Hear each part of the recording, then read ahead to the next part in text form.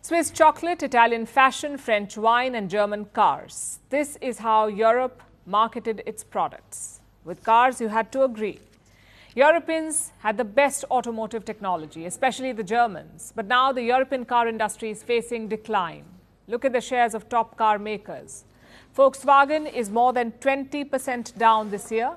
BMW is nearly 30% down. Porsche is 16% down. Mercedes-Benz is 11% down. And Stellantis is 36% down. These companies once dominated the car market. So what happened to them? Just look at BMW. They have cut their profit forecast for this year from 10 to 7%. As a result, their shares plunged more than 11% on Tuesday, the biggest single-day drop since the pandemic. So clearly something is wrong. Experts talk about two main reasons. Number one, the fall in demand, and number two, the failed electric vehicle bet. Let's look at both these factors. 4 countries make up a big chunk of car sales in Europe: France, Spain, Italy, Germany. Last month, sales dropped 16% in these countries, 16% less sales compared to last year. And why is that? Well, the economic outlook is not encouraging. Germany had a technical recession last year in 2023. Interest rates are still high, and inflation remains a sticky problem. So buying a car is too much of a risk at this point.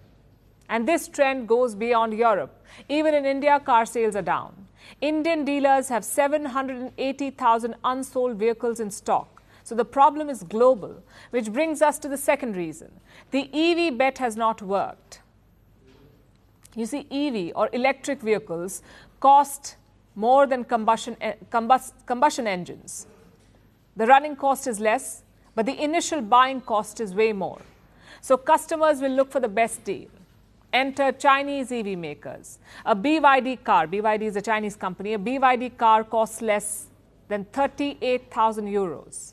A Volkswagen EV costs about 46,000 euros, and the BYD comes with more features and trendy looks. So which one would you buy? Obviously, the Chinese one. Thus, European car makers are losing out in the EV market. Stellantis made up 4% of EV sales in 2022. They're down to 2.7%. Volkswagen Group was at 7.5% in 2023. They're now down to a little over 6.5%. Mercedes has fallen from 2.5% to 1.9%. As a result, some of these companies are cutting costs, like Volkswagen. They're thinking about closing a factory in Germany. Imagine that, a Volkswagen factory shutting down in Germany. The question is, can they reverse their fortunes? Well, Europe is doing two things. One, they're delaying their EV goals. A lot of European car makers promised to phase out combustion engines by 2030, but now they're saying that's not possible. Volvo, Volkswagen, Mercedes, all of them are delaying their target, meaning they will keep selling more combustion engine cars and hybrids. That's the first thing. Secondly, they're rethinking their China strategy. The European Union had planned to impose tariffs on Chinese EVs, but European car makers are not thrilled. Why? Because China may respond with a tit for tat. Beijing can easily slap tariffs on European cars, which will hurt the likes of Volkswagen.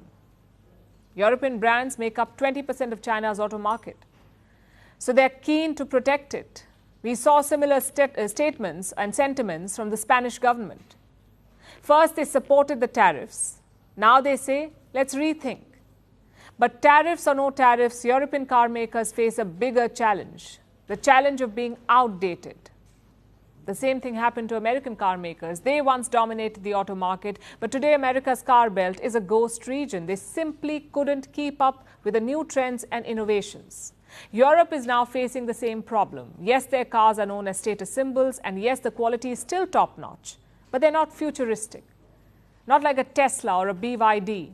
So European car makers need an ideological revamp. If not, the era of their dominance could be ending.